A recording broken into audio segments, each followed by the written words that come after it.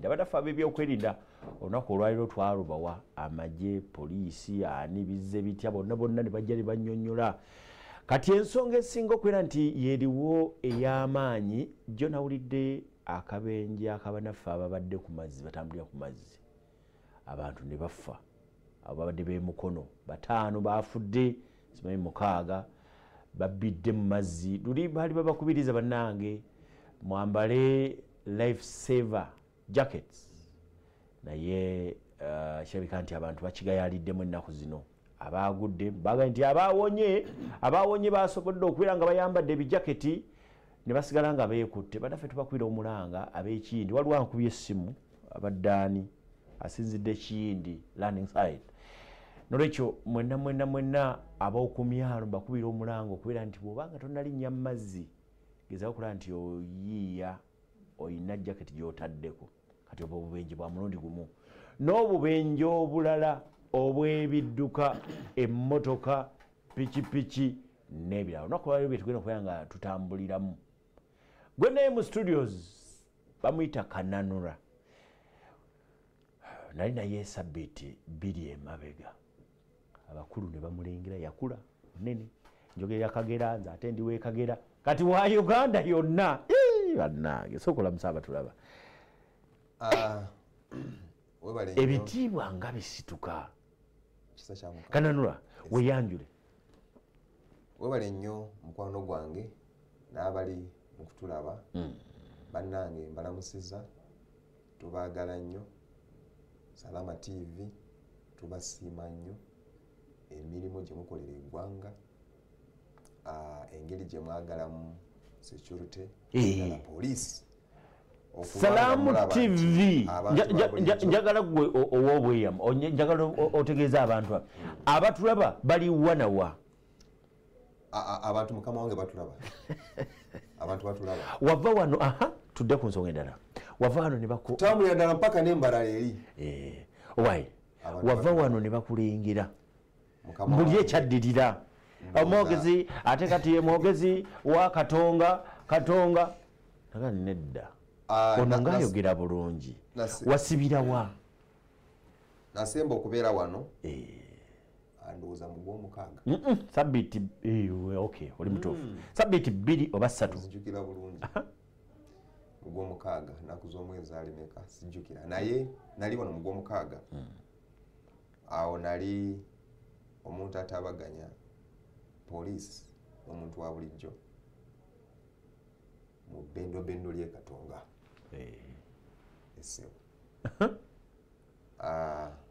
olw'ekisa kya Katonda bwe naveeyo kati ne bankyusa bakugyayo Katonga tokyayogererayo tokyakwanaganya poliisi y'e Katonga kati banteeka ku level ya directorate ya traffic era kyowalaba lwe nali nyambadde enkofiira ya black kati oli mu byeru kati oba weetegereza obulungi olabira yambalanga ya white oli mu njeru eno ya directorate kati eno ya traffic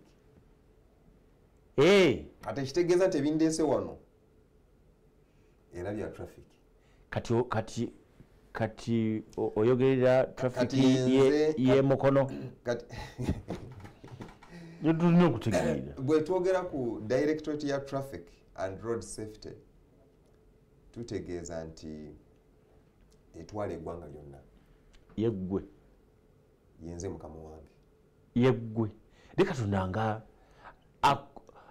akusula omututuzi n'akukasukayo owaye kino gayegeze byakola nti headquarters za traffic directorate eyo zisangibwe na Tete fourth floor waggulu si Katonga tubeera si weereza eggwanga si Katonga luli wali otulawa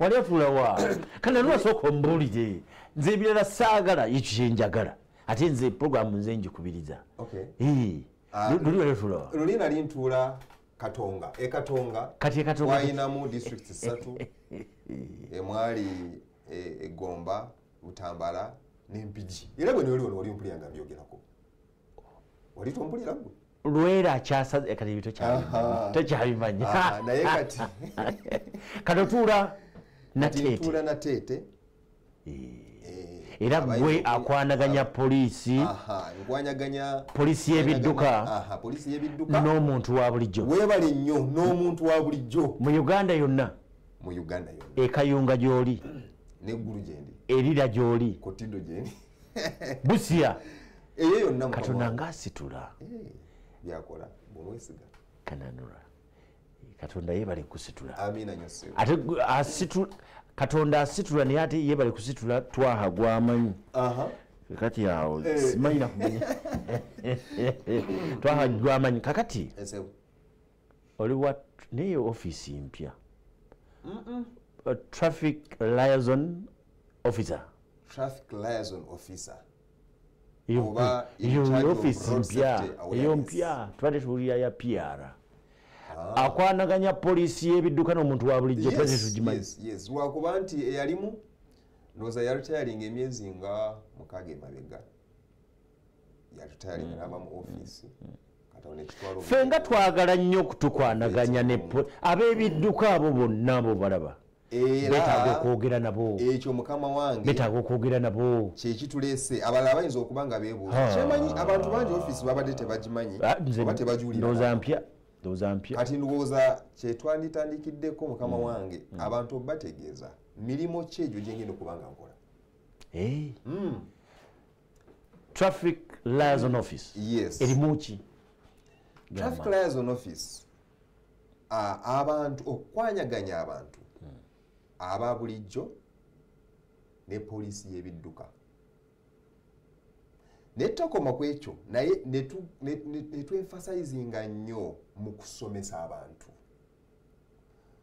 mukwano wange twanjagala kutegeeza n'abali mu twaha mukiibi yawula twaha bagenzi bali yesibako bangi ono twaha mukiibi waliwo ne honalebwa twaha kagabo twaha mukiibi nti abantu abasinga buli muntu ekisooka akolesa oluguudo buli muntu every person is a road user in any way or another buli muntu wali ekyo ino kitegeera abamu tebakimanyi bwe twogera ku traffic etwogera ku police traffic mind zaffe ziddukira ku yaguze emmotoka weebale nnyo avuga emmotoka abayogera ku mmwe avuga piki program ya traffic bagamba ku mmwe ab'emmotoka netwerabira kino nti every human being buli muntu yenna waali mu ngeri emu oba endala akolesa oluguudo bw'ataluvugirako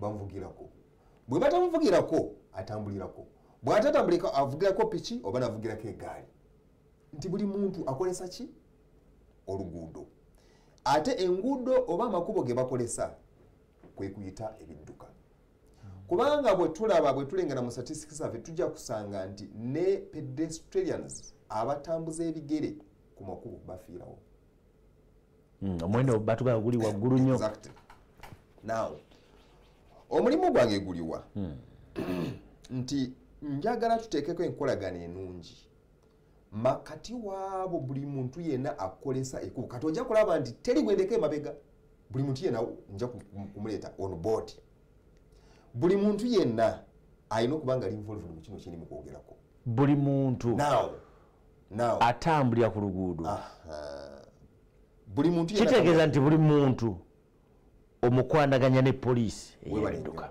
webale nnyo abalala bayinza okuba nga beebuuza okwanaganya poliisi ategeeza ki now njagala abantu abali tulaba abali mutuuliriza ffe wetuli wetudde tulina omulimu gwe tusobola okukola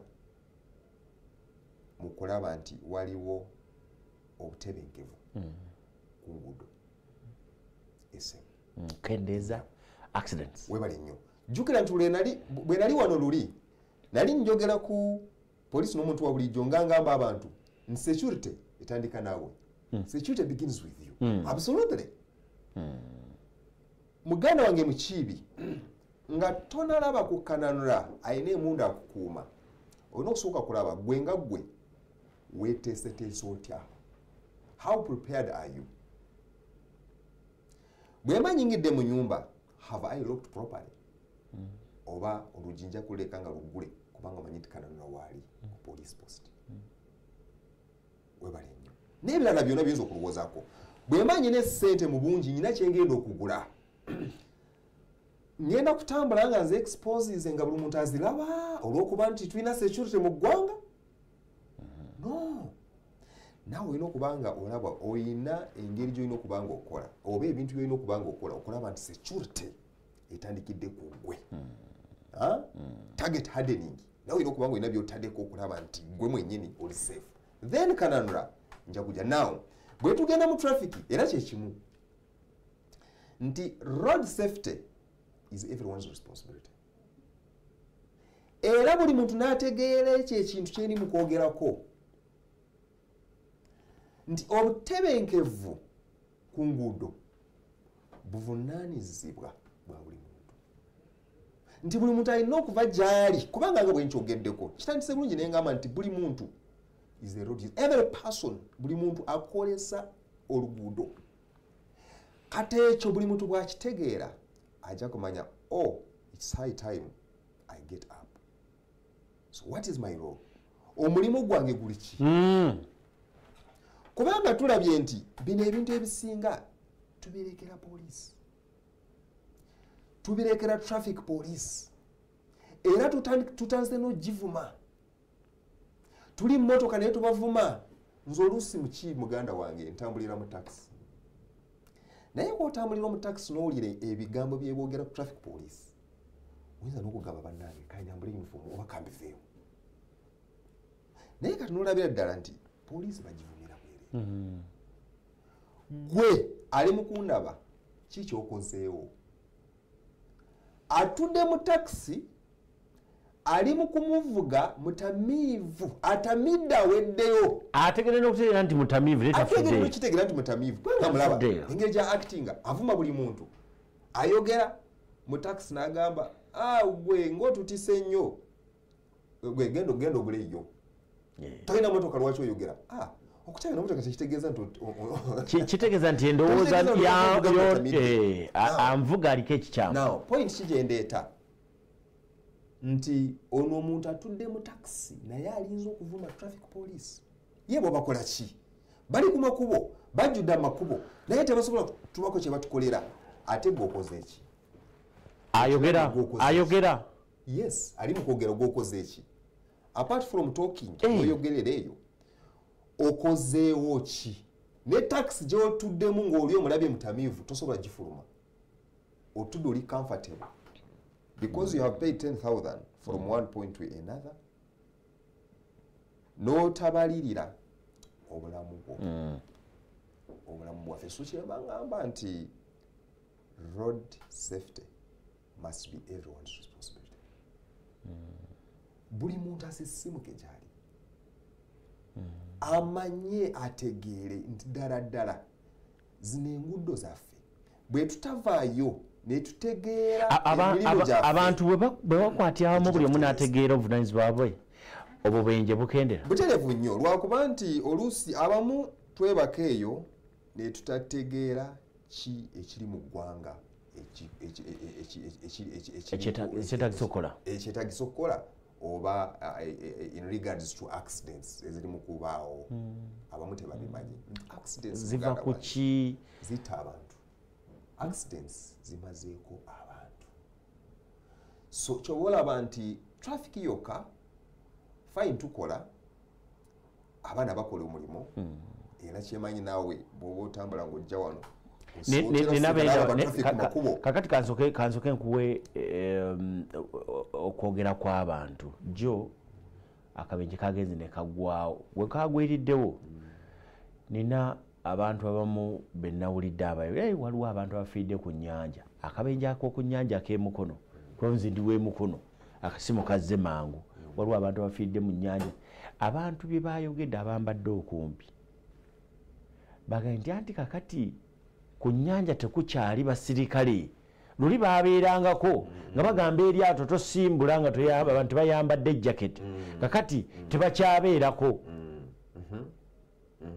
era abasirikale abatakyabeerako okukuuma yensonga lwaki akabenje kazze kati mbuulira nga tetunaba kugamba nti abasirikale babaddeko batebabaddeko bano ababaddewo obuvunaanyizibwa bwe bwabadde ki okulemesa akabenje kano akatiddemu abantu bandibadde bakola ki weebale nnyo weebalire ddala nti bano abatudde ku lyato awo okugenda ku mazzi nga bamanyi life jackets weziri lwaki tebategedde nti balina okwambala ki life jackets kubanga nze kyemanyi omupoliisi ekisooka tajja kubeera bulwantu tajja kubeera bulwamu batono naye nze nendabira ddala nti buli muntu yenna n'avaayo n'ategeera omulimu gwe era nze ekyo ndowooza kyekindeese ate kyengenda okukola ennyo era nsiima nnyo kama wange director traffic and road safety ne IGP abagezaako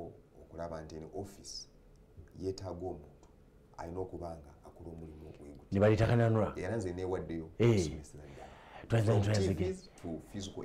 kakati njagala tugende mu kinyusi kyennyini ekya accident mukulaba okukwo bantu kyabakozesa oluguudo abasaana okuba nti beddako era obubenje obusinga okutuga abantu nga tebwandi batuze buva ku bantu bavuzi kikaaki ogaye nti buli muvuzi waliwo abavuzi abavuga ebigere webale nnyo waliwo abavuzi abavuga ebigere abatambuza ebigere ku nguudo they are road users waliwo abo abavuga obugaali nabo webali waliwo bano abavuga piki oba motorcycles wadde abasinga bakigamba boda bodas naye siri waliwo abatakola boda naye tenga bavuga piki ne wabaawo abavuga ze twitter tricycles buno obupiki nga bwine empireegi esatu babiyita buki babayita nga bwine empiira esatu otegedde abo nabo webali then ne wabaawo abavuga emmotoka ez'enjawulo baba emmotoka obutono minibuses ebaawo trailers tulaba buses tulaba buses and all that ebyo nawe ebiri naye nti ebyo nanga bwembyogeddeko bita abantu naye ekisinze nnyo okutta abantu oba the commonly used means of transport mu ggwanga lyaffe lye Uganda kyetuyita bodaboda oba pikipiki njagala tugende tumulemuko katono atulaba bwe tukomawo tutandikira awo bodaboda zino tuyinza zitya okuzeewaza accident ezijja zigwawo katujje ndi ne Kananura ye traffic liaison officer owa Uganda Poliisi katujje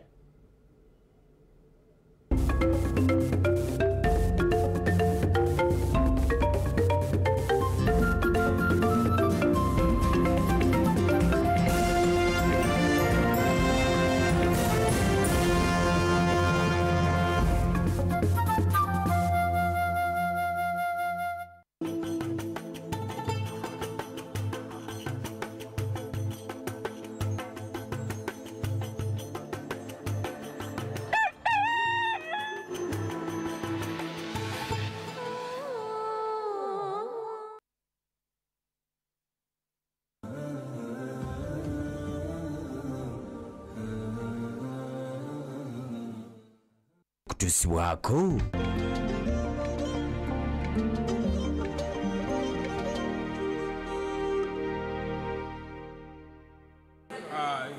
hijja yaffe egenze bulungi nnyo alhamdulillah era buli mbadde nsaba atambuleko ne Weri Travel ekampuni etwala abantu obulungi ne bakomyawo bulungi ibada yaffe tukoze kusaba Allah agikkirize tuli wano kuli Madiina tuteekateeka kudda waka tugenda ku airport tuyita Dubai tugenda kutuuka Entebbe essaawa 8:30 tubeebaziza nnyo mwenna bannange abatulaba eyo twebaza Allah subhanahu wa ta'ala atusobozesezza okukola ibaada eno eya hajji era tusaba Mungu akkirize nammwe abasigaddeeyo abalina obusobozi tubasaba mujje mukole hajji. Tutambulidde mu Weli Travel, tubadde mu first class. Services zibadde nnungi nnyo era buli muntu mumativu. Naye batugamba tudde wiiki ejja twambala bwambazi nkyalo. Assalamu alaikum warahmatullahi wabarakatuh. Tuli mu kkubo tulindirire tujja.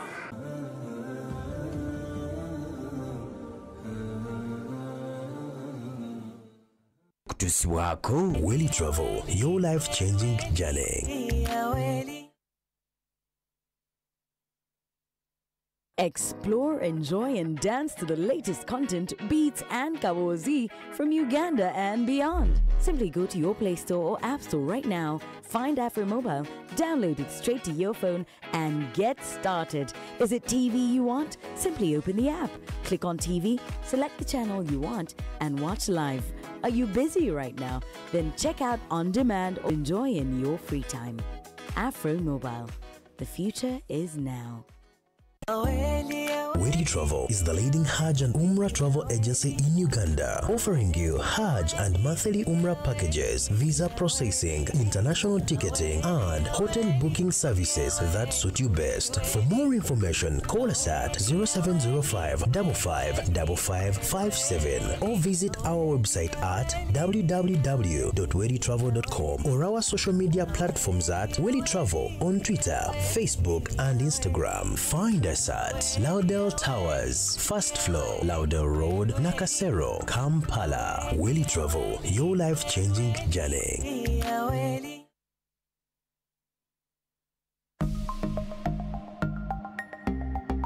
Better steady, be better.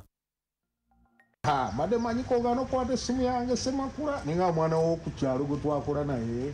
Waganira ddala okutuweereza ssente tutereeza essimu yo. Kati layini yo tugenda gitemako. Tamanyi munange naye nanti mbadde nkuweereza ssente ku ssimu yo by mistake. Munagala nga Onesima Stokunyuka Josephat omuntu owasomera nawo mu primary school on Rand Road. Of course, many of them will come in that direction. I hear OBs chokanga wakola ne homeschooling. Boy, your landlord. Most of your landlords are still your parents.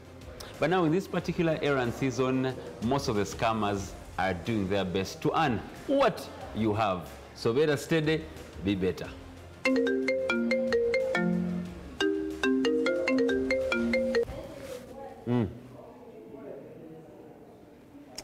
Boss in this steady. Better steady, be better. In partnership with Uganda Communications Commission, Bank of Uganda, MTN Uganda, Equity, Uganda Bankers Association, Post Bank, United Media, Stanbic Bank, and MTN Momo.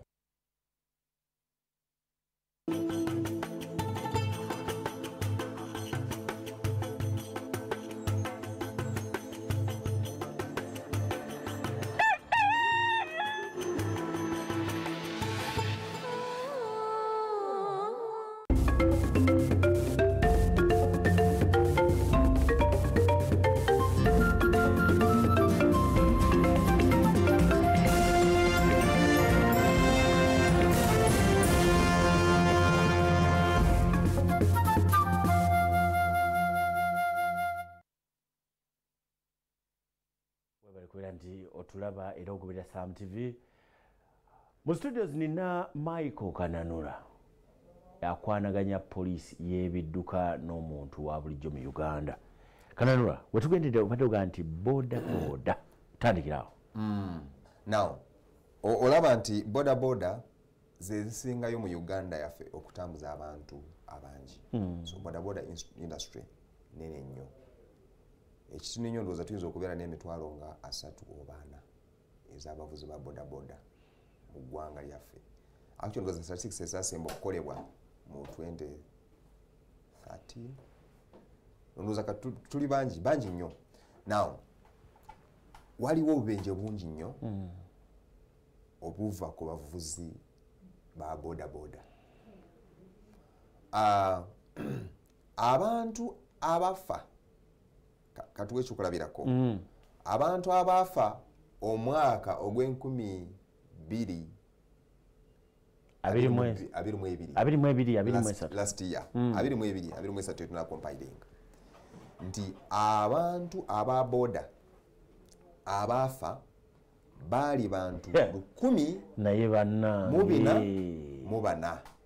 10 mubana nego isatola abo be bantu abafa kati bo calculatinga mwawo bano balabala mukwawo olaba nti bulunaku tufiirwa abantu bana abavuzi ba boda boda buli lunaku olucha abo bavuzi tetunateekako basaabaze buli lunaku olucha ono ayagadde kumuttira ddala buli lunaku olucha abantu bana mu ggwanga bafiira mu bubenje bwa boda boda abo jukira be bavuzi bennyini tetunabala abasaabaze buli lunaku abantu bana bw'oteekako abantu bebeetika the statistics abantu bebeetika be bavuga ku piki bali bantu 552 awo n'obo balabala mukwawo olaba nti buli lunaku abasaabaze ku piki 2 tubafiirwa mu ggwanga kati oyo alamira wa now kati awo tukyali ku bano abafa tetunagenda ku bano abali abakoseddwa oba abalumuzibwa nga bagudde mu bubenje ze tuyita seriously injured abo bo basukako abavuzi ba piki bali bantu sokondeko abalumizibwa ne bagenda nga balamu ne bamala ne bafa ekyo tetumanyi naye nga accident yakabeerawo ono akosebwa nnyo nga alina okugenda ku kisego obanga mu ddwaliro for admission gwenjogerako abo bali bantu 59,906 bw'obalabala mu kwawo olaba nti buli lunaku abantu 14 be bakosebwa mu bubenje bwa bodaboda ate nga abo nabo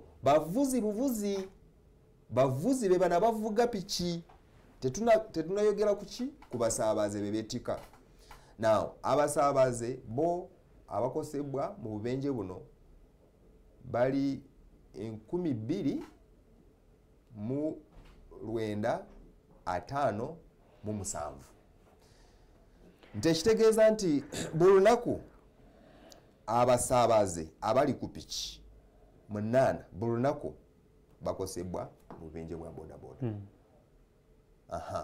now waliwo bano abagwa mu bubenje nga bo balina minor injuries oba tebakosebwa nnyo webale nnyo abo bo abavuga piki bali 378 ekitegeeza nti kumpi omuntu omu buli lunaku agwa mu kabenje ka bodaboda naye n'atakosebwa nnyo then abasaabaze oba be beetika omwaka ogwagwa baali 238 kati abalimu tulaba bw'obalabala muko oba n'olira statistics zetusomye olabira ddala nti bodaboda abantu abasinga bafa actually border accidents oba abantu abafa mu bubenje bwa bodaboda bacontributinga obutundu 43 ku 100 mu ggwanga lyaffe Uganda. Jukira nti tulabye abantu bangi abakolesa amakubo, tulaba abatambuza ebigere, ne tulaba abavuga obugaali, ne tulaba abavuga emotoka, ne tulaba abavuga piki, ne tulaba abavuga tricycle. Naye kwabo bonna abakolesa enguudo zaffe, abakolesa enguudo, abasinzeeyo okuleeta obubenje, aba bodaboda baleeta obubenje, aba bodaboda bacontributinga obutundu 43 ku 100. So eyo percentage nene nnyo. Kati kwe kuvaayo ngaffe abapoliisi ne tugamba nti kiki tusobola okukola okulaba nti obubenje buno tubukendeeza ku makubo. Tetusobola kukikola ffekka nga traffic police, tetusobola kukikola ffekka nga police, naye tulina okukwatagana n'abo bennyini abavuga borders oba abavuga piki ku makubo. Netakoma ku ekyo naye nga bwe natandise mu kwogera nti ate tulina n'okuinvolvinga passengers oba road users. Webale nnyo kubanga kati statistics zempaddeyo zibadde zikwata ku bavuzi n'abasaabazi bebeetika. Jukira tetunayogera ku pedestrians. Kubanga waliwo bana babanga batambula ate n'epiki ne bw'oba totandika programu eno wagambye nti buli muntu yenna is a road user. Yes. Buli muntu yenna akozesa ekkubo.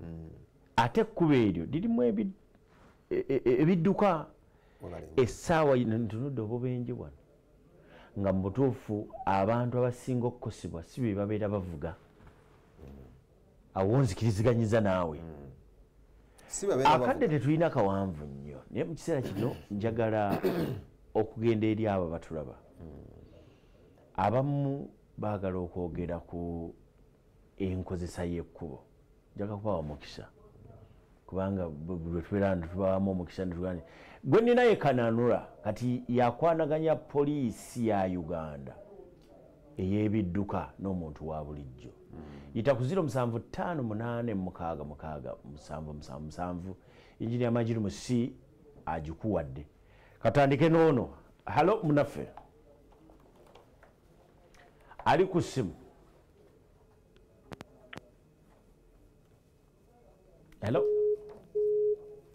Kube simu ya 0758666777 tusobole okubeera nga twogerako naawe. Bannaffe ebidduka mubikwate mpola.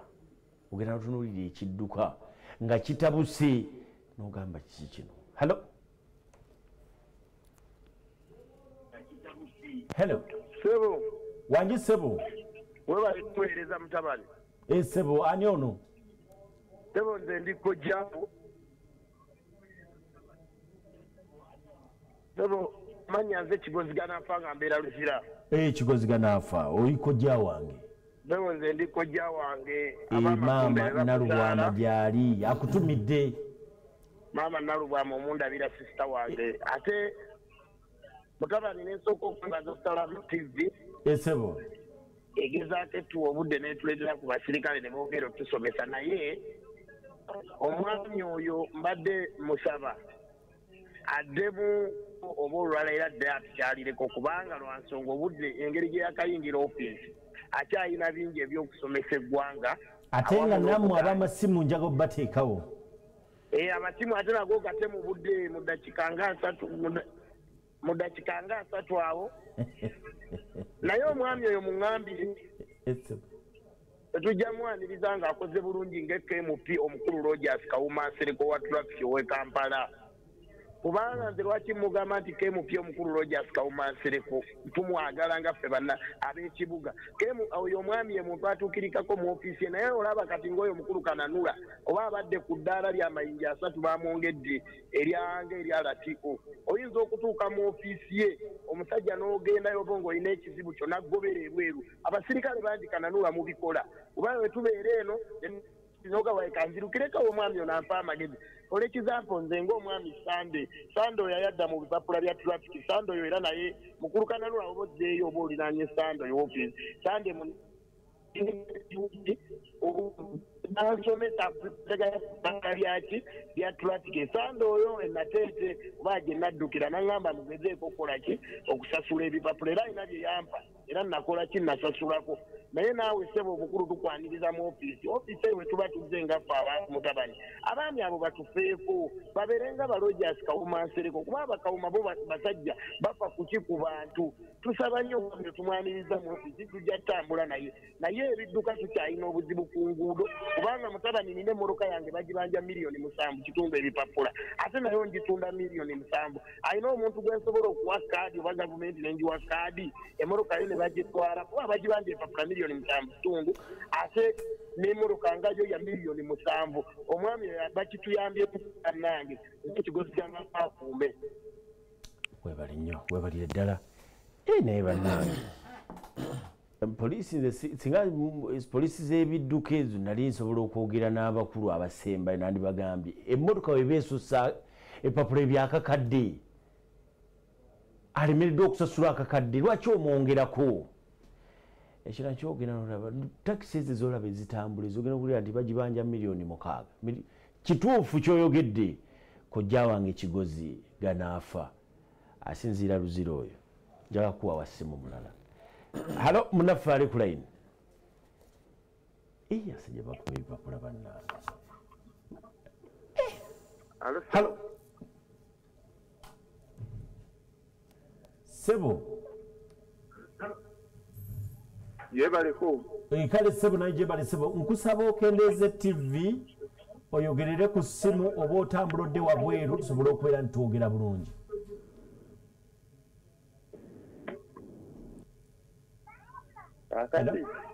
Hello.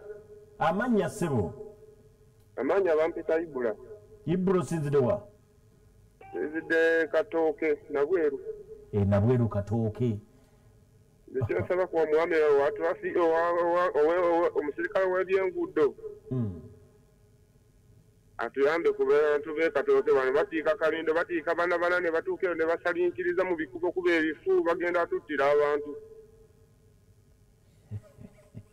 Babatika nnyo batiika bana balinga abalifuula etteeko naddala okulawundi yegundi awo ku junction yekawaala okudda ekatooke bateeka nebafuula n'etteeka lyabana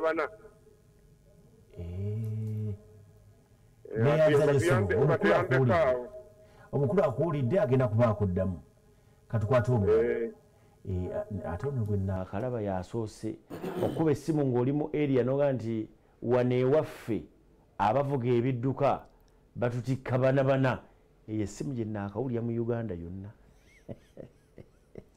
kwambaga nti ate entambula munaye gye tulina naye si baabaloopye Katooke Nabweru wano bali Nansana bali kumpi abo bo ojja bakolako ali ku ssimu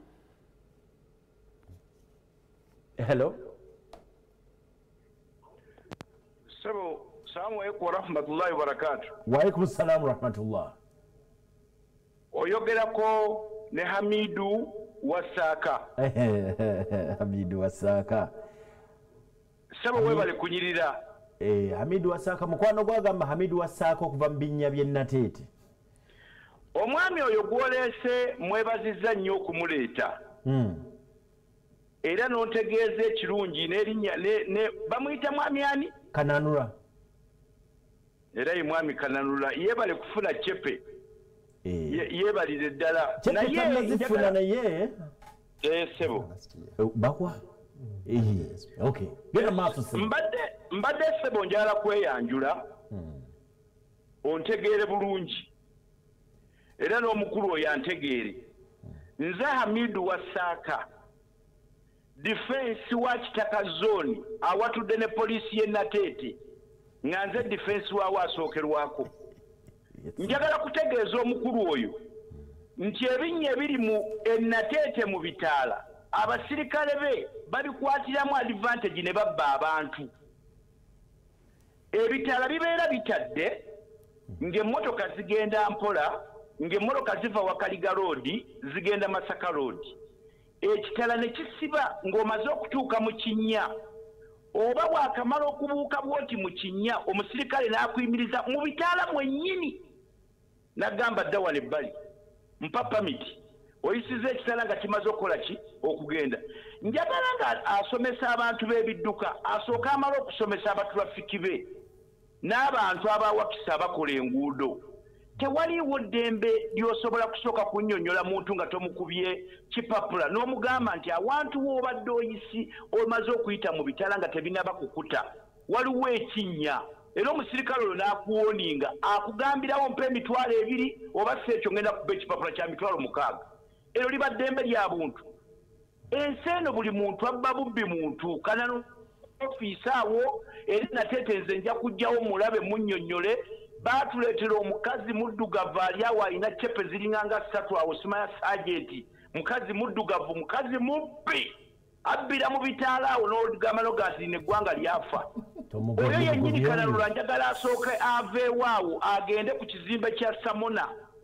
alabe ekinnya ekiri ku kinnya ewa Samona atuuke ku kizimbe kya Kagodo atuuke mu bitaala wakati wennyini alabe ebinnya ebiriwo asooka ategeeza abasirikale baabo ababbirawo abantu bateekawo abagambe nti bannange wano abantu bemubbanga ebitala bimaze okubata ne bibasibira wakati ng'ali mu kutambula mu kinnya agenda avunaane Katumba Wamala gwe twawa ebyokukola enguudo ne zimulema naye abantu mu kiibi bababbire nateetaawo wanjisebo ogambe nti omukazi afaanana atya omukazi muddugavu mudokolo ayina cepe simaye bamuyita sajenti ayina cepe ziri 3 sajenti mukazi muddugavu mu bitaala mwennyini awali ekinnya wennyini ekinnya kimaze okukwata ate n'amaliriza n'akukwata n'amaliriza n'akunyaga essente era n'akuyita mpolampola ne bakusembeza wano ku bulisto waliwo bbaala bagiyita bulisto nagamba okoze ensobi y'amaanyi okuyita mu bitaala nga bimaze okusiba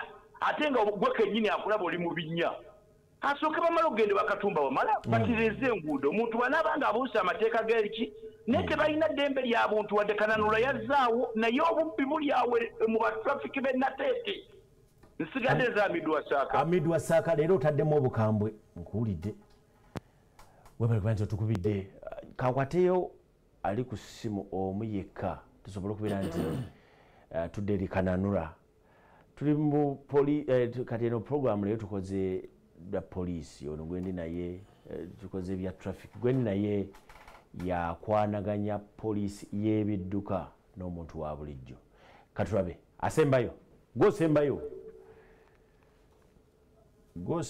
tuve wano hello esebo osooka ova awali tv tusobole okunyumya obulungi walaikum salamu rahmatullah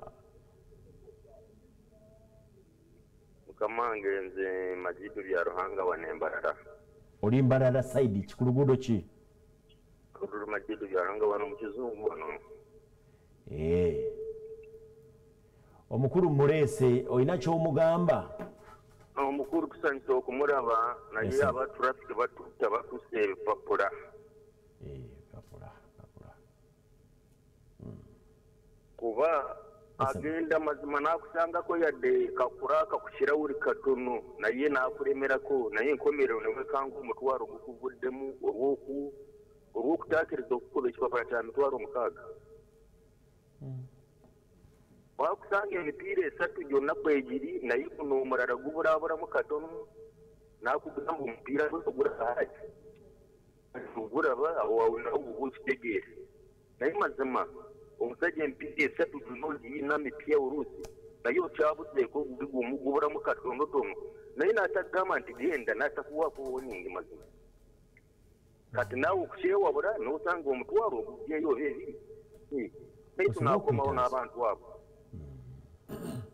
ate ddala kyembadde njagala atutangazeeko third party eno yatusobera third party eno tuguleyo ey'emitwalo 7.5 kati ng'obumoroka obutono naye kyetulaba weetuyambira third party eyo simanyi naawe seeka moroko oyinza okuba ng'ogiyina third party eyo tetuyamba tetumanyi third party ogula comprehensive oba yatangaza abantu teba comprehensive okay agenda munsawo ya muntu okay omukulu agenda kuddamu akadde tetulina bya Ruhanga naye ebipapula bifuuse ebipapula buli kantu akatono yadde nga katono kipapula bwe kitaba kipapula leero aba sipiidi abo abantu ba sipiidi abakwata sipiidi wekimanyi nti agenda mukoona mwennyini n'agwa kava era bajja kutuleetera nnyo ne za accident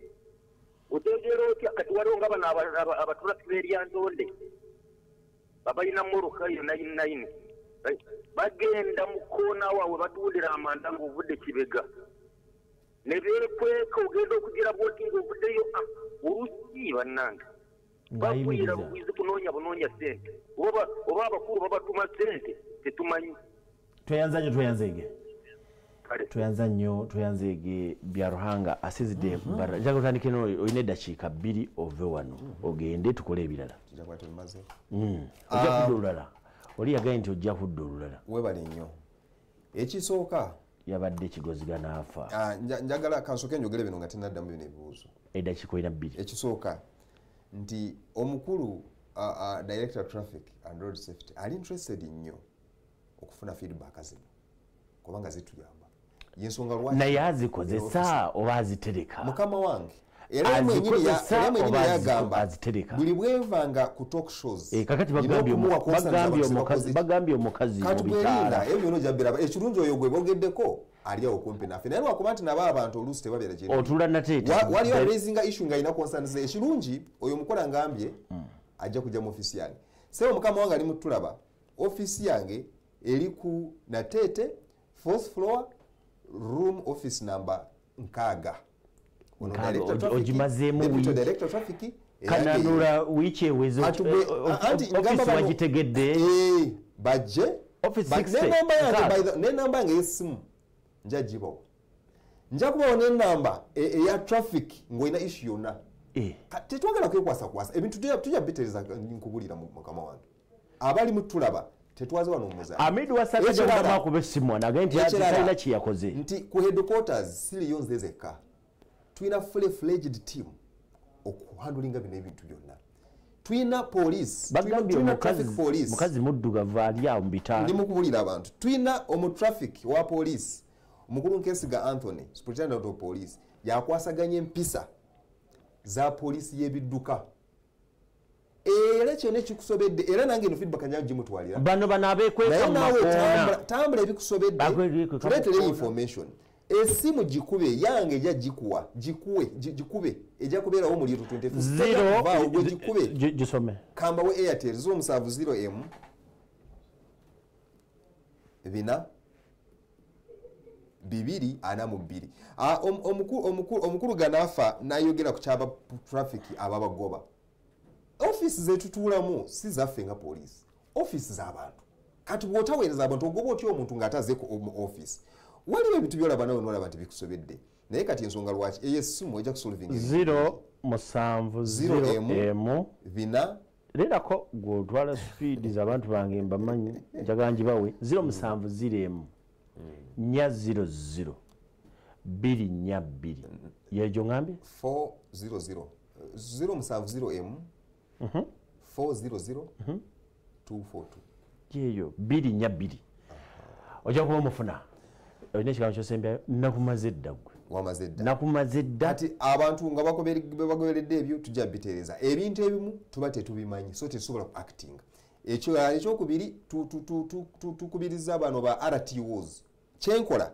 balina okuba nga bakikola mu regioni zaabwe bafune feedback mu bantu si bino ebyokwera kuko from morning up to evening olina okugenda mu community n'owulira community eyo ngamaliriza road safety is everyone's responsibility buli omu afeeyo tweyanziza nnyo tweyanzegemu ebakola nti mubadde naffe olunaku olwaleero nze twamukiibi ono ye kananula engini yankoze bulungi mulekawo oyo Majiru Misi diguli ye naye bagamba eri expired naye akitegedde n'amulekawo ono bamuyita kananula yakwanaganya poliisi ya Uganda gwewettololo omulaba n'omuntu wa bulijjo ono nesimu agikuwadde ey'omu ngalo njaga basi buli ano mubadde balabi balungi tukwatagana olunaku olw'enkya tugenda kukomyawo abaagenda okulamaga ttiimu esinga obunene esooka yadde abalala babadde bajja bakomawo etuuka leero olw'omukaaga tulina ttiimu nayo nnene Uganda Airlines nayo egenda kuba ekyenjigiramu naye olwaleero saawa zinagenda okwera saa 8 nga batonye n'olwekyo tubakulisaayo nnyo nze Twaha Mukiibi mbeere bulungi Katonda batukuumire mweraba